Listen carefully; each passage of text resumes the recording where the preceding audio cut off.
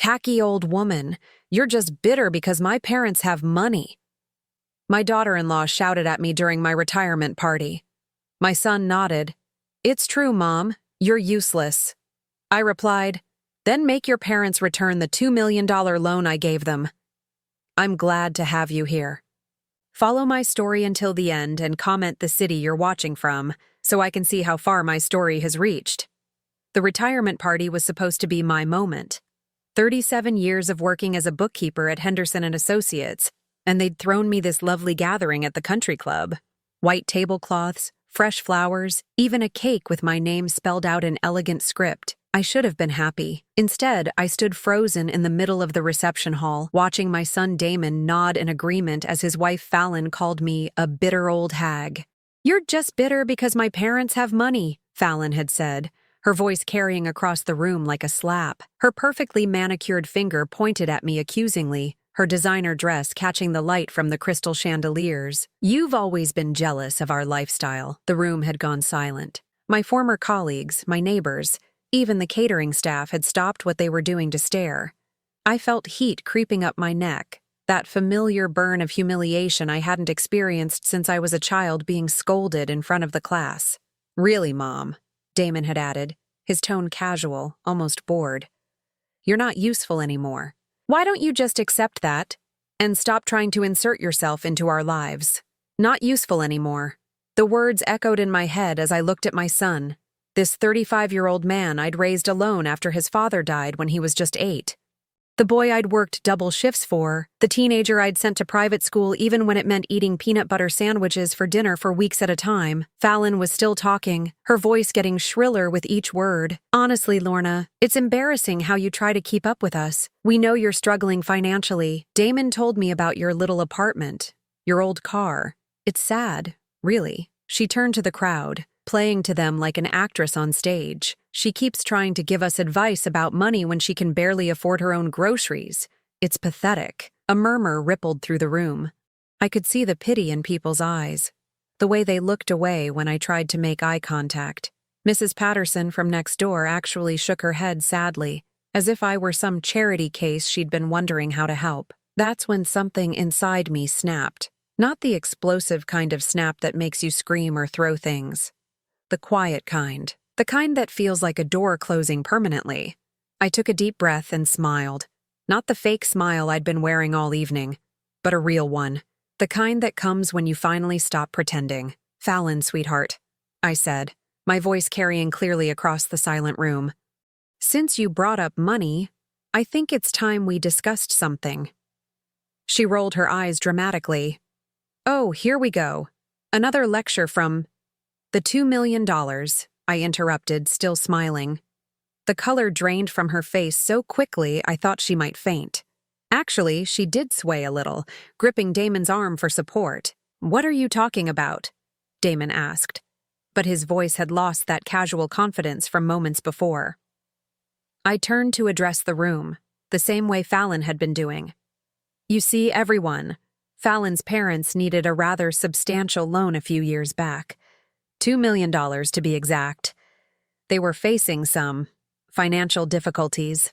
Fallon's mouth opened and closed like a fish out of water. You can't. I can, and I am, I said pleasantly. The loan was made 3 years ago with very reasonable terms, 5% interest to be paid back over 7 years. Of course, they've only made about 6 months of payments so far. The crowd was staring now, but not at me with pity anymore. They were looking between Fallon and me with fascination, like spectators at a tennis match. That's impossible, Fallon whispered, but her voice cracked on the words. I reached into my purse and pulled out my phone. With a few taps, I opened my banking app and turned the screen toward the crowd. Would anyone like to see the loan documentation? It's all quite legal and above board. Damon stepped closer, squinting at the screen. His face went white as he saw the numbers. Mom, what is this? How do you have $2,437,612.18, I said clearly. That's what your wife's parents currently owe me, including the accrued interest they've been ignoring. Fallon made a strangled sound and actually grabbed the back of a chair to steady herself. This has to be some kind of mistake. You're a bookkeeper. You live in that tiny apartment. You drive a 15-year-old Honda. I do drive a 15-year-old Honda, I agreed. And I do live in a small apartment. But you know what they say about assuming things, dear. The room was dead silent, except for the soft jazz music still playing from the speakers, creating an almost surreal backdrop to the scene unfolding. You see, I continued, my voice growing stronger with each word, your parents came to me in quite a panic 3 years ago. Their business was failing, they were facing bankruptcy, and they needed capital immediately. They'd heard through mutual friends that I might be able to help. Fallon shook her head frantically. No, no, no. My parents have money. They've always had money. They paid for our wedding. They bought us the house. With my money, I said simply. All of it. Every dollar your parents have spent in the last 3 years came from that loan. Damon sank into the nearest chair, his face pale and confused. But you always said you didn't have much. You said you were just getting by on your pension. I said I lived simply, I corrected. I never said I was poor. Fallon's breathing was becoming rapid and shallow. She kept looking around the room as if searching for an escape route. This is insane. You're lying. You're making this up because you're jealous and bitter and— Would you like me to call your parents right now? I asked, pulling up their number on my phone. I'm sure they'd be happy to confirm the details. No! Fallon practically shouted, then lowered her voice when she realized how loud she'd been. No, don't. Don't call them. Why not, sweetheart? If I'm lying, surely they'd be happy to set the record straight. Fallon's face crumpled, and for a moment she looked like a lost child, rather than the sophisticated woman who'd been tearing me apart just minutes earlier. Please, she whispered, please don't do this. But I was done with pleasing people who had never shown me the same courtesy. I was done being treated like a burden by the family I'd sacrificed everything for. I looked around the room one more time, at all the faces staring back at me with new respect and curiosity. Then I looked at my son, still slumped in his chair, still trying to process what he'd just learned.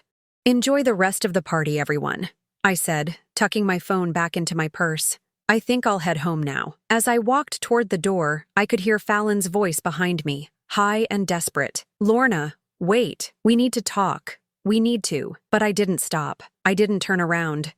I just kept walking, and with each step, I felt lighter than I had in years.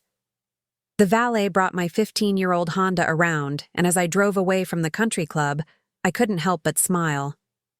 Tomorrow, I thought, was going to be a very interesting day. I didn't sleep much that night. Instead, I sat in my small living room with a cup of tea, surrounded by photo albums and financial documents I hadn't looked at in years. The silence felt different now. Not lonely, but peaceful. For the first time in decades, I wasn't worried about disappointing anyone. The photos told a story I'd almost forgotten. There I was at 28, holding baby Damon in the hospital, my face exhausted but radiant. My husband, Robert, had died just 2 months earlier in a construction accident, leaving me with a mortgage, a newborn, and exactly $347 in our checking account. I traced my finger over the picture, remembering that terrified young woman. She had no idea what she was capable of. The insurance money from Robert's death had been modest, barely enough to cover the funeral expenses and a few months of mortgage payments. Everyone kept telling me to sell the house, move in with my mother, take whatever help I could get, but something inside me refused. This was Damon's home. This was where his father had painted the nursery walls blue and built shelves for the children's books we'd never gotten to read together. So I kept the house and found a job. Not just any job, but a position at Henderson & Associates, a small accounting firm that needed someone willing to work odd hours for lower pay. I started as a receptionist, but I watched everything, learned everything. Numbers had always made sense to me in a way that people didn't. Within 2 years, I was handling the books for 3 of their biggest clients. Within 5, I was essentially running the financial side of the business, while Harold Henderson played golf and made client lunches. He paid me well enough to keep the lights on and put food on the table, but I was building something else on the side. It started small. I'd notice inefficiencies in the way clients structured their businesses, tax advantages they were missing, investment opportunities they were overlooking. I started making suggestions, quiet recommendations that saved them thousands of dollars. Word spread. Soon, I was doing financial consulting in the evenings and weekends. working with small business owners who couldn't afford the big firms but needed someone who understood money. I charged modest fees and delivered exceptional results. My reputation grew. By the time Damon was in middle school, I was managing investment portfolios for a dozen local businesses. I'd incorporated my own consulting firm, kept it quiet, and funneled the profits into carefully chosen stocks and real estate investments. I lived modestly, drove used cars, and let everyone assume I was just getting by on my bookkeeper's salary. The truth was, I was building an empire, a quiet, invisible empire that no one suspected existed. I learned early that people treat you differently when they think you have money. They want things from you, expect things, feel entitled to pieces of your success. I watched wealthy clients at Henderson and Associates deal with the constant pressure from family members, the endless requests for loans and handouts, the way their children grew up expecting everything to be handed to them. I didn't want that for Damon. I wanted him to have a normal childhood, to develop his own work ethic, his own values. So I hid my growing wealth behind a facade of middle-class struggle. I shopped at discount stores, clipped coupons, complained about the cost of things the way my neighbors did. But I also made sure Damon never wanted for anything important. Private school tuition appeared magically each semester. College funds materialized when needed, and there was always money for the things that mattered. I just made it seem like I was stretching every dollar, sacrificing for his benefit. Looking back now, I can see the flaws in my plan. I was so focused on not spoiling Damon that I may have overcorrected. He grew up thinking I was barely scraping by, that every opportunity he had was the result of my struggle and sacrifice. In a way, that was true. But he never understood the scope of what I'd built, the security I'd created for both of us. When Damon graduated college with a business degree, I quietly used my connections to help him land his first job. When he wanted to start his own consulting firm, I arranged for several of my clients to become his first customers. When he decided to expand, I made sure the bank approved his loan application. He thought he was succeeding on his own merit, and in many ways he was. I'd raised him to be smart and hardworking, but I'd also been smoothing his path in ways he never realized. Then came Fallon. I remember the first time Damon brought her home for dinner. She was beautiful in that polished, expensive way that spoke of country club memberships and European vacations. Her clothes were designer, her jewelry real, her confidence unshakable. She looked around my modest apartment with barely concealed disdain, making small comments about the quaint decor and cozy space. During dinner, she regaled us with stories about her parents' latest trip to Tuscany, their new yacht, their plans to buy a vineyard. She spoke casually about money in a way that made it clear she'd never worried about it a day in her life. When she mentioned that her father owned several car dealerships across 3 states, I understood where the wealth came from. What I didn't understand was why she seemed so determined to make me feel small. "Damon tells me you work as a bookkeeper," she said, the words dripping with barely concealed pity. That must be challenging. Making ends meet on that kind of salary. I smiled politely and said it was honest work. I didn't mention that I'd just closed a consulting deal that would net me more in 6 months than most people made in 2 years. After they left, I couldn't shake the feeling that I'd been assessed and found wanting. Fallon had looked at my small apartment, my simple lifestyle, and dismissed me as irrelevant. I told myself it didn't matter, that her opinion meant nothing. But as their relationship progressed, I began to see changes in Damon. He started making comments about my situation, asking if I needed help with bills, suggesting I might want to consider moving to a smaller place to save money. The concern in his voice was genuine, but it stung. My own son was beginning to see me through Fallon's eyes. The wedding was a spectacle that cost more than most people's houses. Fallon's parents spared no expense, flying in flowers from Holland and hiring a string quartet that had played for European royalty. I wore a simple dress from a department store and sat in the 3rd row, watching my son marry into a world that made my life seem insignificant by comparison. After the wedding, the distance grew. Damon and Fallon moved into a house that Fallon's parents had helped them buy, furnished it with antiques and art that cost more than I'd spent on furniture in my entire life. When I visited, I felt like a tourist in a museum, afraid to touch anything. Fallon was always polite, but in the way you're polite to service providers or distant acquaintances. She'd ask about my job with feigned interest, comment on my cute car, offer to help me shop for better clothes. Every interaction left me feeling smaller, less significant. And Damon, perhaps without even realizing it, began to adopt her perspective. He stopped asking for my advice about business decisions. He stopped calling as frequently. When we did talk, the conversations felt stilted, as if he were speaking to an elderly relative he felt obligated to check on rather than his mother. That's when Fallon's parents reached out to me. It was 3 years ago, on a Tuesday evening when my phone rang with a number I didn't recognize. Margaret Wheeler, Fallon's mother, was on the other end, her voice tight with desperation. "Lorna, I hope you don't mind me calling," she said. "But we're in a bit of a situation, and someone mentioned you might be able to help." The story came out in fits and starts: bad investments, market downturns, cash flow problems that had spiraled out of control. The car dealerships were hemorrhaging money, creditors were circling, and bankruptcy was looming. They needed capital immediately, and traditional lenders had turned them down. "We heard through mutual acquaintances that you might have some resources," Margaret said carefully.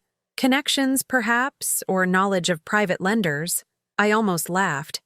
Here was this woman who had looked down on me for years, calling to ask for help from the poor bookkeeper. But something in her voice stopped me. Genuine fear. The terror of losing everything she'd built, everything that defined her family's identity. I could have said no, should have said no, probably. But I thought about Damon, about how devastated he'd be if his wife's family lost everything.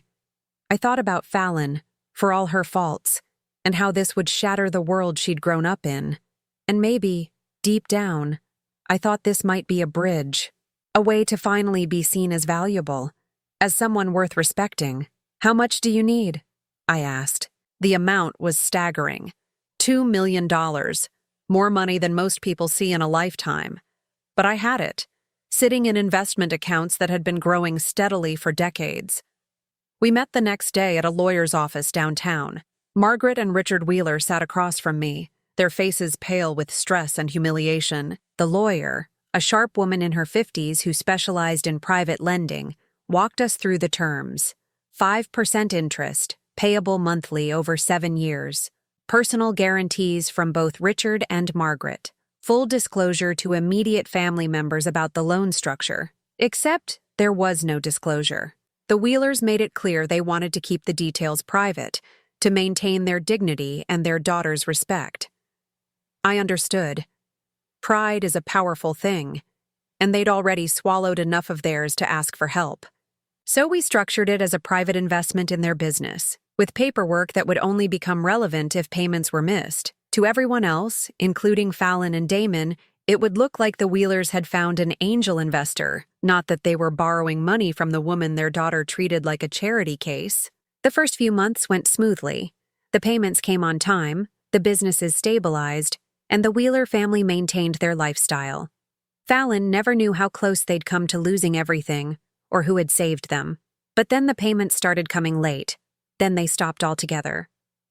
Now, sitting in my living room with the loan documents spread across my coffee table, I realized what I should have seen from the beginning. The Wheelers hadn't just been borrowing money. They'd been buying time, maintaining appearances, hoping something would change. And when nothing did, they'd simply decided to ignore their obligations. After all, what could the poor bookkeeper do about it? They were about to find out. The morning after my retirement party, I woke up with a clarity I hadn't felt in years. The fog of hurt and confusion that had clouded my judgment was gone, replaced by something sharper and more focused. I made my coffee, sat at my kitchen table, and began making phone calls. The first call was to my lawyer, Patricia Collins. I'd used her services for years to structure my investments and consulting contracts, but we'd never been particularly close. That was about to change. "Patricia, it's Lorna Hastings. I need to schedule a meeting as soon as possible. It's about the Wheeler loan and some other matters that have come up."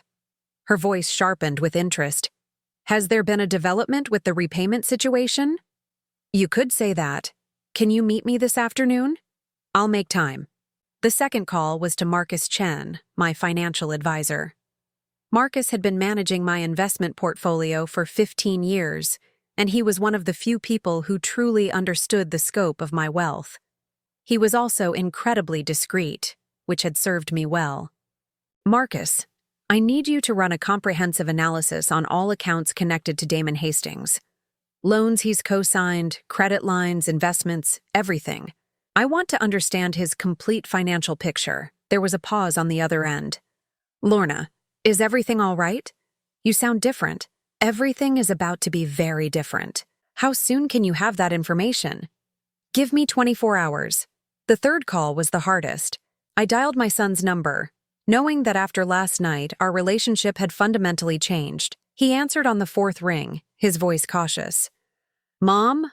How are you feeling today? I'm feeling quite well, actually. Better than I have in a long time. I kept my tone pleasant, but businesslike. I was hoping you and Fallon could come by this evening. There are some things we need to discuss. About last night? Mom, Fallon is really upset. She barely slept.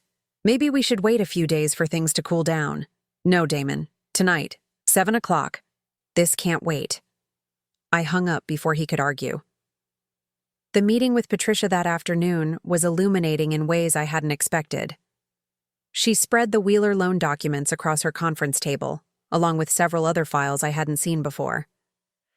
Lorna, there's something you need to know about the Wheeler situation. They've been shopping around for refinancing options for the past 6 months. They've approached 3 different private lenders, trying to consolidate their debts. My stomach tightened. What kind of debts? Beyond your loan, they owe approximately $400,000 to various creditors. Credit cards, supplier payments, equipment leases that went into default. They've been using your money to service minimum payments on everything else while letting your loan slide. The betrayal stung, but it wasn't the worst part. Patricia pulled out another document, this one stamped with the seal of the probate court. They also filed a preliminary inquiry 6 months ago about challenging estate plans. Specifically, they wanted to understand the process for contesting wills when there are questions about mental capacity. The room seemed to tilt around me. Whose will? They didn't specify, but given the timing and the context, I think we can make some educated guesses. I stared at the document, feeling pieces of a puzzle clicking into place. They think I'm losing my mental capacity. It appears they're laying groundwork for that argument, yes. The inquiry specifically asked about situations where elderly individuals make financial decisions that seem inconsistent with their established patterns of behavior, like a poor bookkeeper somehow having $2 million to loan to people. Exactly. I leaned back in my chair, processing this information. The Wheelers weren't just defaulting on their loan. They were planning to claim I'd never been competent to make it in the first place. If they could establish that I was mentally incapacitated when I lent them the money, they could potentially void the entire agreement. Patricia, I want you to do something for me. I want a complete psychiatric evaluation performed by the most respected neuropsychologist in the state. I want cognitive tests, memory assessments, everything. And I want it documented that I requested this evaluation myself, while clearly demonstrating sound judgment. She nodded, making notes. That's smart. It establishes baseline competency and shows you're taking proactive steps to address any concerns. There's more. I want you to prepare a new will, a very specific one. I spent the next hour outlining exactly what I wanted. Patricia's eyebrows rose higher with each instruction, but she dutifully recorded everything. That evening, Damon and Fallon arrived at my apartment exactly at 7. Fallon looked like she'd been crying, her usual perfect makeup slightly smudged. Damon seemed nervous, fidgeting with his car keys. Please, sit down, I said, gesturing to my small living room. Can I get you anything to drink? Mom, we really need to talk about last night, Damon began immediately. Fallon's parents are very upset. They're saying you're confused about some financial arrangement, but they don't want to embarrass you by— Stop! My voice cut through his rambling like a knife. Just stop talking for a moment and listen. I walked to my desk and retrieved a folder I'd prepared. These are copies of all the loan documents between your wife's parents and myself. Every page is signed, notarized, and legally binding. I handed the folder to Damon, watching his face as he flipped through the pages. His expression shifted from skepticism to confusion to dawning realization. This is real, he said quietly. Very real. $2 million, borrowed 3 years ago. Payments stopped completely 8 months ago. Current amount owed, including interest and penalties, is $2,612,418. Fallon finally spoke, her voice barely above a whisper. How do you have this kind of money? I earned it. Over 30 years of careful investing and business consulting. While you were assuming I was some pathetic old woman barely scraping by, I was building a financial portfolio that would make your parents' car dealerships look like a lemonade stand. Damon set the folder down with shaking hands. But you never said. You always acted like money was tight. You live in this small apartment. You drive that old car. Because I choose to. Because I learned a long time ago that people treat you differently when they know you have money. They start seeing you as a resource rather than a person. I looked directly at Fallon. Your parents came to me because they were facing bankruptcy. They begged me to help them, promised they would be faithful with payments, swore this would stay confidential to protect their dignity. I agreed because I thought it would help my son's marriage. Fallon's face had gone completely white. They told me they found an investor, some businessman who believed in the company. I am that businessman, Fallon. I saved your parents from losing everything. I made it possible for them to maintain their lifestyle, to continue funding your expensive tastes, to keep up appearances in your social circle. Damon ran his hands through his hair, a gesture I remembered from his childhood when he was overwhelmed. I don't understand. If you have all this money, why did you let us think? Why did you let me worry about your retirement, your future security? The hurt in his voice almost broke my resolve, but I pressed on, because I wanted you to love me for who I am, not what I have. I wanted to know that you valued our relationship, not just my ability to solve your problems with money. And now? Fallon asked, her voice hollow. I pulled out my phone and showed them a recording app. Now I know exactly what you both think of me. Last night, in front of 50 people, you called me bitter, pathetic, useless. You made it clear that you see me as a burden, an embarrassment. I played a section of audio from the previous evening, their own voices filling the small room with their harsh words. Fallon flinched as she heard herself calling me a bitter old hag. I recorded everything, I said simply. The entire conversation is documented. Damon leaned forward, his face desperate. Mom, we were upset. We said things we didn't mean. No, Damon. You said exactly what you meant. You said what you've been thinking for years, what Fallon has been telling you about me. That I'm worthless, that I have nothing to offer, that my presence in your lives is an inconvenience. I stood up and walked to the window, looking out at the city lights. What you don't know is that I've been supporting your lifestyle for years. That consulting firm you started? 3 of your first 5 clients were companies I referred to you. The bank loan for your expansion? I co-signed it quietly through a subsidiary corporation. The silence behind me was deafening. That house you live in? I helped structure the financing in ways that saved you hundreds of thousands in taxes and interest. Your retirement accounts, your investment portfolio, even Fallon's jewelry collection. All of it was made possible by advice, connections, and direct financial support that you never knew about. I turned back to face them. Damon looked stricken, while Fallon appeared to be in shock.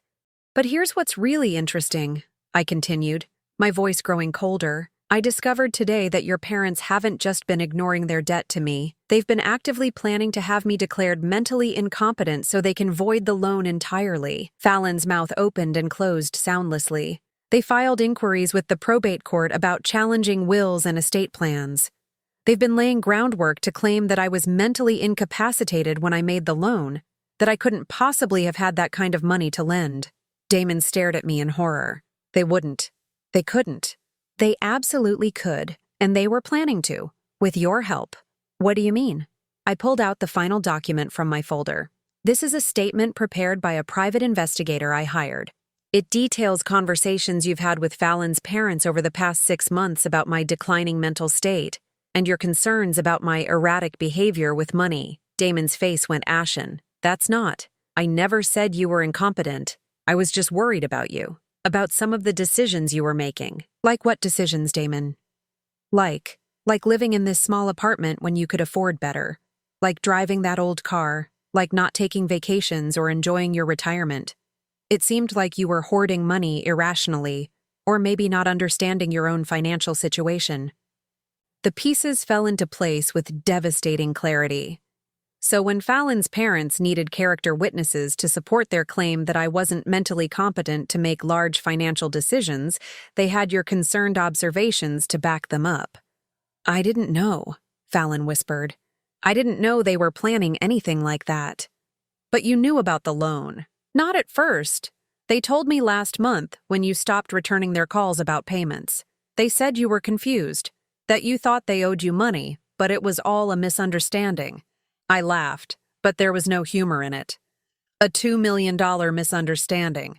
They said you were getting old, maybe mixing up your clients' money with your own. They were trying to figure out how to handle it gently, without embarrassing you or getting you in trouble. How thoughtful of them. Damon stood up suddenly, pacing to the far side of the room. This is insane. This whole thing is insane. My mother is apparently a millionaire. My in-laws are con artists, and my wife's family has been planning to destroy you legally. That's a fairly accurate summary. He turned to face me, his expression desperate. What happens now? I looked at my son, this man I'd raised and loved and protected, who had stood by and watched his wife tear me apart because he believed I was beneath his notice. Then I looked at Fallon, beautiful and entitled, and completely unprepared for the world that was about to come crashing down around her. Now, I said quietly, you both learn what it really costs to treat someone as disposable. The next morning, I began dismantling the invisible support system I'd built around my son's life with the methodical precision of a surgeon removing a tumor. Each cut was clean, calculated, and irreversible. My first stop was First National Bank, where I'd maintained business relationships for over 20 years. James Morrison, the senior vice president, greeted me with the warm familiarity reserved for clients whose portfolios commanded respect. Lorna, wonderful to see you. How was your retirement party? I heard it was quite the celebration. It was illuminating, James. That's actually why I'm here. I need to make some changes to several accounts and credit facilities. We sat in his office, surrounded by mahogany furniture and photographs of James with various local dignitaries. I pulled out a folder containing loan documents and cosigner agreements that Damon had never known existed. I need to remove myself as guarantor from the Hastings Consulting business credit line, I said, sliding the paperwork across his desk. James frowned as he reviewed the documents. This is a substantial facility, Lorna. $750,000. Your guarantee is what made this loan possible. Without it, the loan will need to be restructured based solely on the business's current assets and cash flow, which may not qualify for the same terms or the same amount. That's Mr. Hastings' problem to solve. James studied my face, clearly recognizing that this wasn't a casual business decision. Are you certain about this? Once we process this change, it can't be undone without a complete reapplication process. I'm completely certain. The second stop was Meridian Investments, where Marcus Chen managed my portfolio. His office was more modern than James's, all glass and steel and abstract art. But the conversation was equally straightforward. The analysis you requested is complete, Marcus said, handing me a thick report. Your son's financial situation is more precarious than I expected. I flipped through the pages, seeing my suspicions confirmed in black and white. Damon's consulting business was heavily leveraged, dependent on credit lines I'd guaranteed and clients I'd referred. His personal finances were stretched thin, with mortgage payments on a house that was worth less than what he owed, car payments on 2 luxury vehicles, and credit card debt that had been growing steadily. Without the business income from those 3 major clients, his cash flow would be negative within 60 days, Marcus explained. Those 3 major clients were all companies I'd been consulting with for years, businesses I'd directed to Damon when he was starting out. They'd continued working with him partly out of loyalty to me, and partly because I'd been quietly ensuring their satisfaction by reviewing his work and making corrections when necessary. I want you to contact Reynolds Manufacturing, Berkshire Holdings, and Patterson Logistics, I said. Inform them that I'll be taking over their accounts directly, effective immediately. Marcus raised an eyebrow. That's approximately 60% of Hastings Consulting's revenue. Yes, it is. Lorna, I have to ask, Is everything all right? These seem like very drastic measures. I thought about Damon's words from the previous night, the casual dismissal, the assumption that I was useless. Everything is exactly as it should be, Marcus. My third stop was the most difficult. Margaret Wheeler had agreed to meet me for lunch at the country club where my retirement party had taken place just 2 days earlier. She looked older than I remembered, stress lines deepening around her eyes, her usual perfect composure cracked at the edges. Lorna, thank you for agreeing to meet. I hope we can work this out amicably. We sat at a quiet table overlooking the golf course, the same view I'd had when Fallon called me pathetic in front of all my colleagues. The irony wasn't lost on me. Margaret, I'm going to be very direct. I know about the probate court inquiries. I know about your plans to challenge my mental competency. And I know you've been using money from my loan to service other debts while ignoring your obligations to me. Her face went pale, but she maintained her dignified composure. I don't know what you're talking about. I placed a folder on the table between us. These are copies of every financial transaction your family has made in the past 6 months, courtesy of a very thorough forensic accountant. Shall I read through them? Margaret's hands trembled slightly as she reached for her water glass. How did you? That information is private. Not when you're in default on a $2 million loan, it isn't. My attorneys have been very thorough. I opened the folder and began reading. March 15th, payment to American Express, $22,400. March 18th, payment to Mercedes-Benz Financial, $8,900. March 22nd, payment to Fallon's credit card, $14,600. Margaret's composure finally cracked. Stop, please. April 3rd, wire transfer to Fallon's account for her European vacation, $28,000. April 7th, payment to the country club for her bridal shower, $6,200. I said stop. I closed the folder. Every payment I just listed was made with money from my loan. Money you promised would be used to stabilize your business. Instead, you've been funding your daughter's lifestyle while planning to claim I'm mentally incompetent so you don't have to pay me back. Margaret stared down at her untouched salad, her voice barely a whisper. We were desperate. The business was failing faster than we expected. We thought if we could just maintain appearances for a while longer, something would turn around. And if it didn't turn around? She didn't answer. You were going to destroy my reputation, question my mental capacity, and potentially have me declared incompetent, all to avoid repaying money you borrowed in good faith. It wasn't supposed to happen like this. But it did happen like this, and now there will be consequences. I pulled out a formal notice that Patricia had prepared. This is a demand for immediate payment of the full outstanding balance, plus penalties. $2,843,712 due within 30 days. Margaret's face went white. We don't have that kind of money. You know we don't. Then you'll need to liquidate assets, the dealerships, the house, the yacht I've heard so much about. Please, Lorna, there has to be another way. What if we could work out a new payment plan? Margaret, you had a payment plan. You ignored it for 8 months while spending my money on luxury items and planning to have me declared incompetent. There is no new payment plan. She was crying now, mascara creating dark tracks down her cheeks. This will destroy us. Fallon doesn't know how bad things are. This will ruin her marriage, her whole life. Her marriage is built on a foundation of lies and borrowed money. Maybe it's time she learned to live in the real world. I stood to leave, but Margaret grabbed my arm desperately. Wait, there's something else you need to know. About Damon. I sat back down, curious despite myself. Fallon has been working on him for months, convincing him that you're becoming unstable. She's been documenting every conversation you've had, every decision you've made that seemed unusual to her. She was building a case. A case for what? For having you declared incompetent. She wanted Damon to petition for guardianship over your affairs. The restaurant seemed to tilt around me. Guardianship. She convinced him that you needed protection from yourself, that you were making poor financial decisions, and needed someone to manage your money before you lost everything.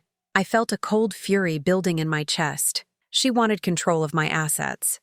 She thought. We all thought you maybe had a few $100,000 saved up. Enough to be worth managing, but not enough to matter in the long run. And Damon agreed to this? Margaret nodded miserably. He loves you, Lorna. He really does. But Fallon made it sound like he was protecting you. She showed him articles about elderly financial abuse, stories about seniors who lost their savings to scams. She made him believe that taking control of your finances was an act of love. I stared across the golf course, processing this information. My own son had been prepared to strip away my autonomy, to treat me like a child who couldn't manage her own affairs. All because his wife had convinced him it was for my own good. When was this supposed to happen? Soon. Fallon was waiting for one more incident, something she could point to as evidence of declining capacity. She thought your retirement party might provide the opportunity. And it did, didn't it? My revelation about the loan, she'll claim that's proof I'm delusional. Margaret looked ashamed. That was the plan. I stood again, this time with finality. Thank you for telling me the truth, Margaret. It changes nothing about the loan, but at least now I understand the complete picture. What happens now? I looked down at this woman who had raised the daughter-in-law who was systematically poisoning my relationship with my son, who had taken my money while planning my destruction. Now you face the consequences of your choices, all of you. That evening, I sat in my small apartment reviewing the events of the day. 3 phone calls had already come in from Damon. Apparently, his business credit line had been frozen pending restructuring, and 2 of his major clients had terminated their contracts. I let each call go to voicemail.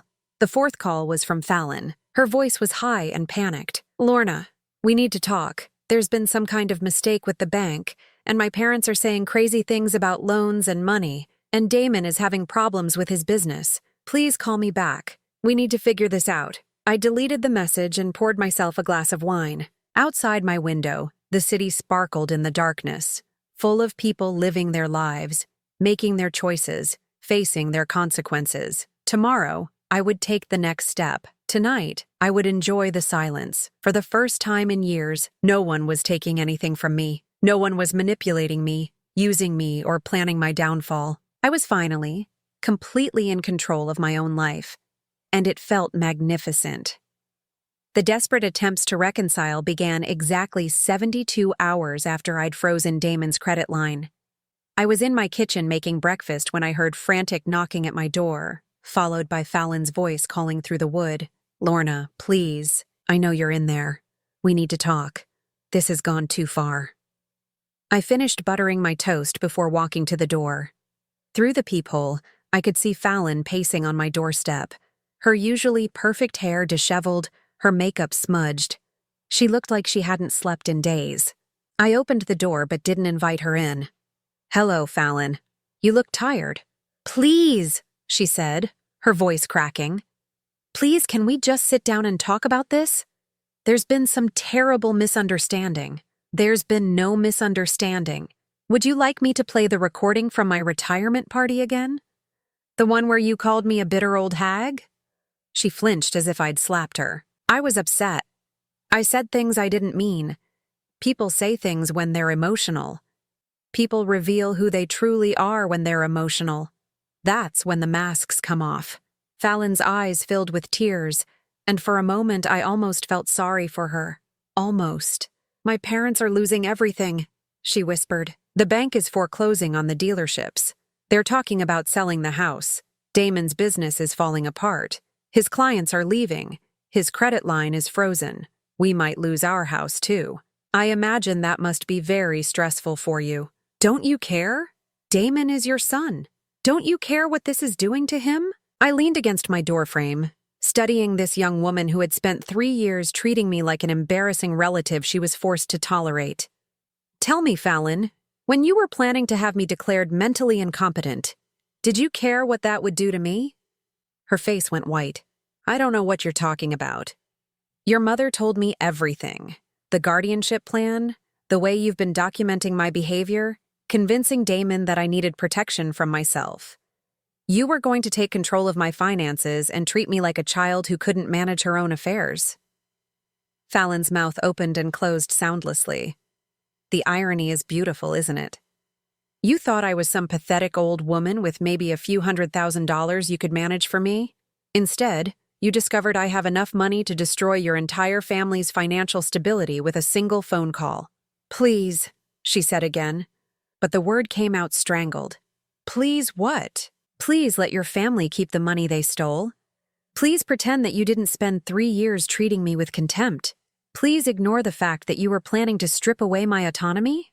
I stepped back into my apartment. The answer is no, Fallon. To all of it. I closed the door before she could respond, but I could hear her sobbing on the other side. Part of me, the part that had raised Damon alone, that had always tried to be the peacemaker, wanted to open the door and comfort her. But that part of me had died at my retirement party when my own son called me useless. An hour later, Damon arrived. He looked haggard, older than his 35 years, wearing clothes that looked like he'd slept in them.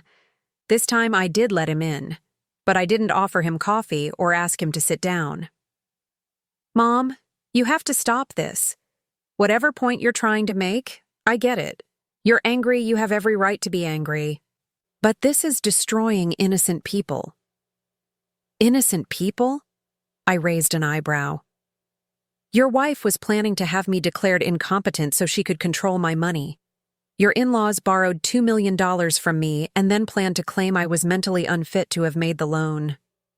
Where exactly do you see innocence in any of this? Damon ran his hands through his hair, a gesture so familiar from his childhood that my heart clenched despite everything. I didn't know about any of that. I swear to you, Mom, I had no idea what they were planning, but you did think I was becoming mentally unstable. He was quiet for a long moment. I was concerned about some of your choices. Living in this small apartment when you could afford better, driving that old car, not taking vacations. It seemed like you might be having trouble managing your money properly. So you were prepared to take away my right to make those choices. I thought I was protecting you. From what? From living the way I wanted to live? From spending my money the way I chose to spend it? From making decisions that might hurt you in the long run? I stared at my son, this man I'd raised to be independent and strong, who had been so easily manipulated into believing his mother was incompetent. Damon, I've been managing money successfully for 30 years. I built a consulting business from nothing. I accumulated wealth that you can't even comprehend. I made investments that turned thousands into millions. And you thought I needed your protection? I didn't know about any of that success. You never told me. Because I wanted you to love me for who I am, not what I have. I wanted our relationship to be real. His voice cracked. It is real, Mom. I do love you. No, Damon. You love the version of me that you can feel superior to, the struggling bookkeeper who needed your concern and your management. You don't love the successful businesswoman who's been supporting your career behind the scenes for years. That's not true. I walked to my desk and pulled out a folder I'd prepared. These are copies of every favor I've done for you, every client I've referred, every loan I've guaranteed, every obstacle I've quietly removed from your path. For 15 years, I've been ensuring your success while letting you believe you were doing it all on your own. Damon took the folder with trembling hands, flipping through pages of bank documents, client referral letters, and guarantee agreements he'd never known existed. Why? He whispered. Because I wanted you to have confidence in yourself. I wanted you to believe in your own abilities, but I also wanted to protect you from failure. And now? Now you get to find out what you can actually accomplish without my help. Mom, please. I know I've made mistakes, but I'm your son. Doesn't that mean anything? I looked at this man who shared my eyes and my stubborn chin, who had been the center of my world for 35 years. It means everything, Damon. That's why this hurts so much. Then don't do this. Don't destroy my marriage, my business, my whole life over something that can't be undone. I'm not destroying anything. I'm simply stopping my support. You're a grown man with a college degree and 15 years of business experience. If you can't maintain your lifestyle without secret help from your mother, then maybe that lifestyle was never really sustainable. What about Fallon? She made mistakes, but she loves me. She's pregnant, Mom. I felt my heart skip a beat. What? She's 8 weeks pregnant. We just found out yesterday. She's terrified about what's happening with our finances with her parents. The stress isn't good for the baby. For a moment, the room was completely silent. A grandchild.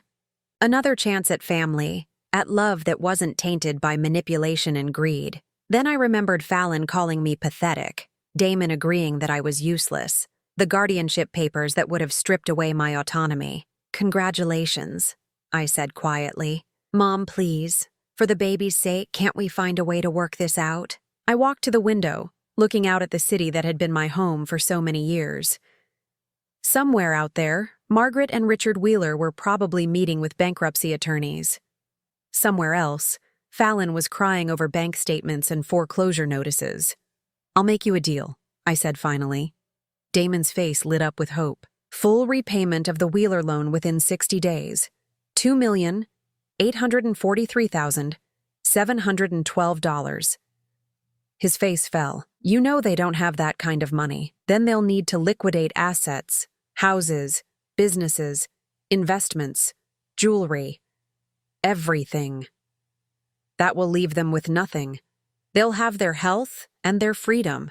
That's more than they were planning to leave me with. What about my business? What about the guarantees you withdrew? Your business succeeds or fails based on your own merit now. No more help from me. And us? What about our relationship? I turned back to face him, memorizing his features as if I might never see him again. That depends entirely on you, Damon.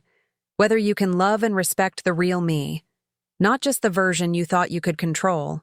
He was crying now, silent tears streaming down his face. I never wanted to control you. I thought I was helping. I know you did. That's what makes this so tragic. After he left, I sat in my quiet apartment as the afternoon faded into evening. The silence felt different now, heavier. I was getting what I'd demanded: respect, recognition, consequences for those who had wronged me. But the cost was higher than I'd anticipated. A grandchild was coming, and I might never know him or her. My son might never forgive me for this. The family I'd spent 35 years building and protecting was crumbling around me. But for the first time in years, no one was taking advantage of me. No one was manipulating me or planning my downfall. I was finally free to be exactly who I was, without apology or explanation. The question was freedom worth the price of being alone? I poured myself a glass of wine and watched the sun set over the city, knowing that tomorrow would bring new challenges, new choices, new consequences. But tonight, I was simply Lorna Hastings, successful businesswoman, millionaire, survivor. And that would have to be enough. 6 months later, I stood in the lobby of the Meridian Tower, wearing a tailored navy suit that cost more than most people's monthly salary. The marble floors gleamed beneath my feet, reflecting the crystal chandeliers that cast warm light across the space. This was my building now, one of 3 commercial properties I'd purchased in the past month. The elevator carried me to the 15th floor, where glass doors bore the inscription, Hastings Financial Consulting, Private Wealth Management. My new office occupied the entire floor, with floor-to-ceiling windows offering a panoramic view of the city I'd called home for so many years. My assistant Claire, a sharp woman in her 40s who'd come highly recommended, greeted me with my morning schedule. Good morning, Mrs. Hastings.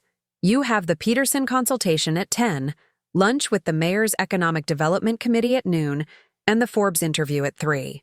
Thank you, Claire. Any messages? Several. Your lawyer called about the Wheeler bankruptcy proceedings. Everything is finalized. Your accountant needs to review some tax implications for the new acquisitions. And, she hesitated, and, your son called again. That's the 4th time this week. I nodded, taking the message slip without looking at it. Hold my calls until after the Peterson meeting. The transformation had been gradual at first, then sudden. After Damon left my apartment that day, I'd made a decision that changed everything. I was done hiding who I was.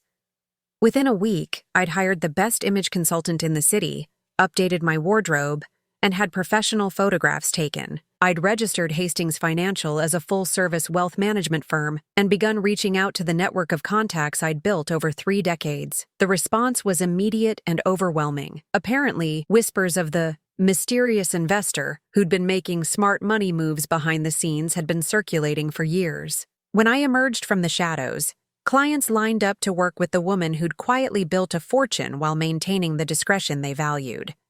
My first major coup was convincing 3 family trusts worth a combined $800 million to move their portfolios to my firm. Word spread quickly through the wealthy circles of the city. Lorna Hastings was the real deal. The Wheeler bankruptcy had been swift and brutal. Unable to meet my payment demands, they'd been forced to liquidate everything. The car dealership sold to a competitor for cents on the dollar. The house went to pay creditors. The yacht, the art collection, even Margaret's jewelry. All of it went to auction. They'd moved to a modest apartment across town, both taking jobs they were overqualified for but desperate to have. Richard worked as a sales manager at a used car lot owned by his former competitor. Margaret worked part-time at a real estate office, showing houses she could never afford to live in again. Fallon had been devastated. The pregnancy had been difficult, complicated by stress and the dramatic change in her circumstances. She'd lost the designer clothes, the spa treatments, the lifestyle that had defined her identity. Worst of all, she'd had to watch her parents' humiliation, knowing it was partially her fault. Damon's business had struggled initially after losing my support, but he'd proven more resilient than I'd expected. He'd downsized, moved to a smaller office, and focused on building genuine relationships with clients rather than relying on my referrals. It was harder work, less profitable, but more honest. They'd sold the house I'd helped them buy and moved to a modest 3-bedroom in a middle-class neighborhood. Damon drove a used sedan instead of his luxury car. Fallon shopped at Target instead of Nordstrom, but they were surviving. The baby had been born 3 months ago, a healthy daughter they'd named Emma.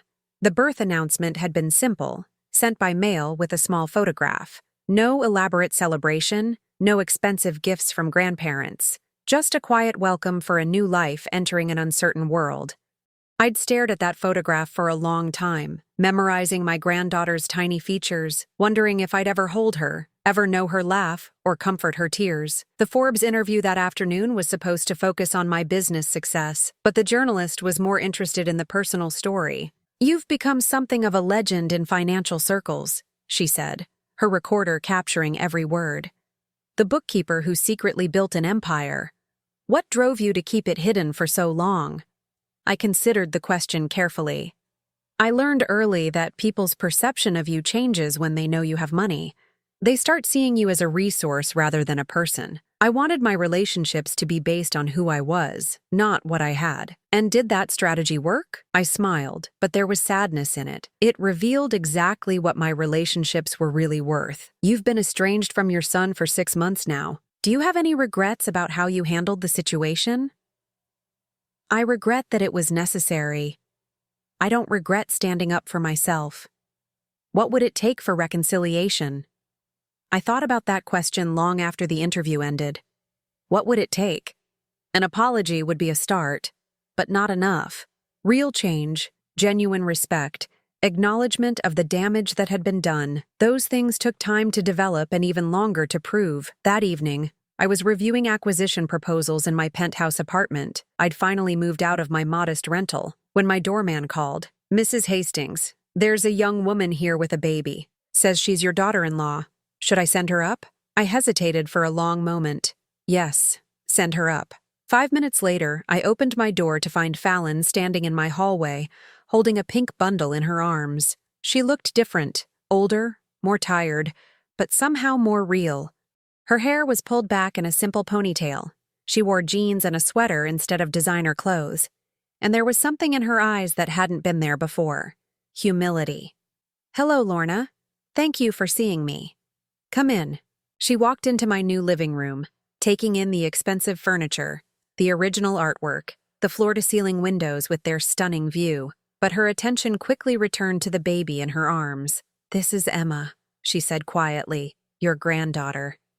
I stared down at the sleeping infant, feeling my heart constrict with a longing I'd been suppressing for months. She had Damon's nose and what looked like my chin. "She's beautiful. Would you like to hold her?" With trembling hands, I reached for my granddaughter. She was so light, so perfect, so completely innocent of all the pain and betrayal that had brought us to this moment. "I owe you an apology," Fallon said, her voice barely above a whisper, "not just for what I said at your party, but for everything. For the way I treated you, the way I convinced Damon to see you as a burden instead of the remarkable woman you are. I looked up from the baby to study Fallon's face. The arrogance was gone, replaced by something that looked like genuine remorse. I was spoiled and entitled and cruel, she continued. I thought money and status were the only things that mattered. I looked down on you because I thought you had less than me. And I was threatened when I discovered you had more. And now I understand what my parents did to you, what I participated in doing to you. We took advantage of your generosity and your love for Damon. We planned to take away your autonomy. We treated you like you were disposable. She was crying now, silent tears that she didn't try to wipe away. I know you have every right to hate me. I know I don't deserve your forgiveness, but I wanted you to know that I understand now how wrong I was, and I wanted you to meet your granddaughter. I held Emma closer, breathing in that sweet baby scent, feeling her tiny heartbeat against my chest. What does Damon know about this visit? Nothing. He doesn't know I'm here. He thinks you'll never forgive us, that we've lost you forever. And what do you think? Fallon was quiet for a long moment. I think that would be fair, but I hope maybe someday you might give us a chance to earn your trust back. That would take time.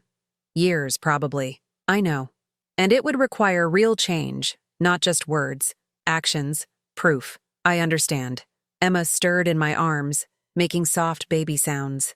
I looked down at her perfect face and felt something shift inside me. The anger was still there, the hurt, the betrayal. But love was there too. Not for Fallon, not yet, but for this innocent child who deserved better than the legacy of pain her family had created. I'm not ready to forgive, I said finally. I may never be ready, but I am ready to consider the possibility that people can change. Fallon's face lit up with hope. Small steps, I warned. Supervised visits with Emma, family counseling with Damon, complete transparency about your finances and decisions. And if there's ever another betrayal, any attempt to manipulate or take advantage, it ends permanently. Yes, she said immediately. Yes, absolutely. And Fallon? Yes, I'm not the same woman who used to hide her success to make others comfortable. I won't pretend to be less than I am ever again. If we're going to rebuild this relationship, it will be with full honesty about who we all really are. She nodded, wiping her tears. I wouldn't want it any other way. As she prepared to leave, I made a decision that surprised even me. Fallon? She turned back hopefully. Tell Damon he can call me. Not to apologize or make excuses, but to talk about Emma, about being grandparents, about what comes next. Her smile was radiant. I will. Thank you. After they left, I stood in my beautiful apartment, surrounded by all the symbols of my success, holding a small pink blanket that still smelled like baby powder. The silence felt different now. Not empty, but full of possibility. I'd learned that liberation wasn't just about breaking free from those who'd wronged me. It was about choosing who to let back in, on what terms, and with what expectations. Tomorrow, Damon would call. We would have difficult conversations about trust and forgiveness and the long road back to being a family. It wouldn't be easy, and there would be no guarantees. But for the first time in months, I felt something I'd almost forgotten: hope. The city sparkled beyond my windows, full of people making their own choices, facing their own consequences, rebuilding their own lives. And somewhere in that vast tapestry of human experience, my granddaughter was sleeping peacefully, dreaming baby dreams in a world where her grandmother was finally, completely, authentically herself. That was enough. That was everything. Now I'm curious about you who listened to my story. What would you do if you were in my place? Have you ever been through something similar? Comment below, and meanwhile, I'm leaving on the final screen 2 other stories that are channel favorites, and they will definitely surprise you. Thank you for watching until here.